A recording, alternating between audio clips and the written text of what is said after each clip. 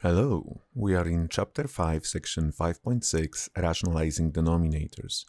In this video, we are going to go over problem number 2, where we are rationalizing denominators with variables that represent positive real numbers to avoid any problems with absolute values and division by 0.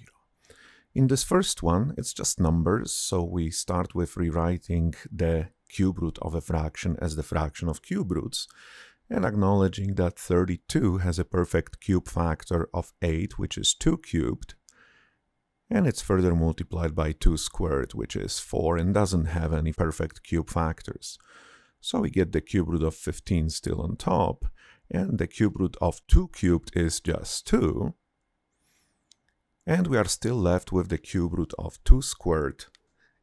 But we rewrite it that way so that we acknowledge that we have 2 of them altogether, and to get the third one, it's just enough to multiply 1 more in. And then we already have the cube root of 2 cubed, which in that denominator will just result in the factor of 2. So we get 2 and then the new 2 in the denominator. And in the numerator, we can multiply those cube roots into the single cube root of 30. And acknowledging that 30 doesn't have any perfect cube factors, we just keep it as is and rewrite the denominator as 4 since there are no simplifications possible with the numerator. Moving on to b, we have a fourth root this time. So again, we start with rewriting the fourth root of a fraction as the fraction of fourth roots.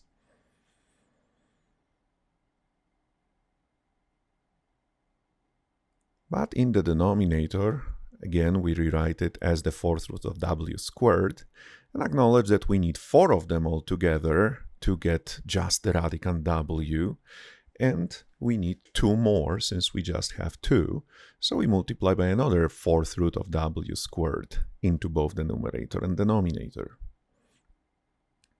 Of course, in the numerator, we do it the other way for easier simplifications later. And then in that denominator, we already have 4 of those fourth roots of 4 altogether. So we get just the radicand w. And in the numerator, we just use the product rule again to rewrite it as one single fourth root of 6y w squared. And that radicand doesn't have any perfect fourth power factors, so we leave it that way. Now in c, we first simplify the 4 and 8 in the fraction under the radical, and then rewrite the square root of the fraction as the fraction of square roots.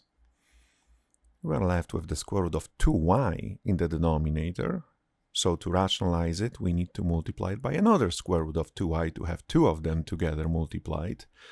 Of course, we multiply the same thing in the numerator.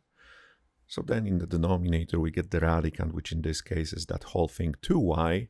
And in the numerator, we can just use the product rule again to rewrite it as a single square root of 2xy. And that's it in this example. And moving on to d, we have the cube root of a fraction that we first rewrite as the fraction of cube roots, acknowledging that 25 is 5 squared. So we can split that into the cube root of 5 squared multiplied by the cube root of w squared. And then we again acknowledge that we really have the cube root of 5 that is squared and the cube root of w that is squared in that denominator. And we rewrite it that way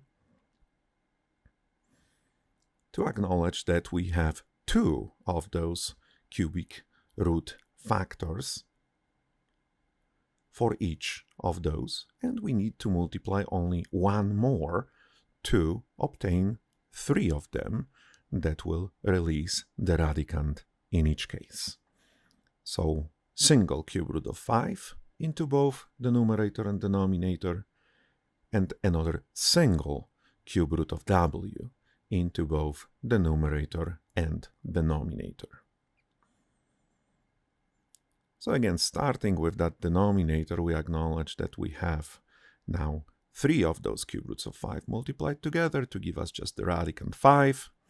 And similarly on the w's, we have 3 of those cube roots of w all together, giving us the radicand w. And in the numerator, we can only put these factors as a single cube root of 7 times 5, 35, and w.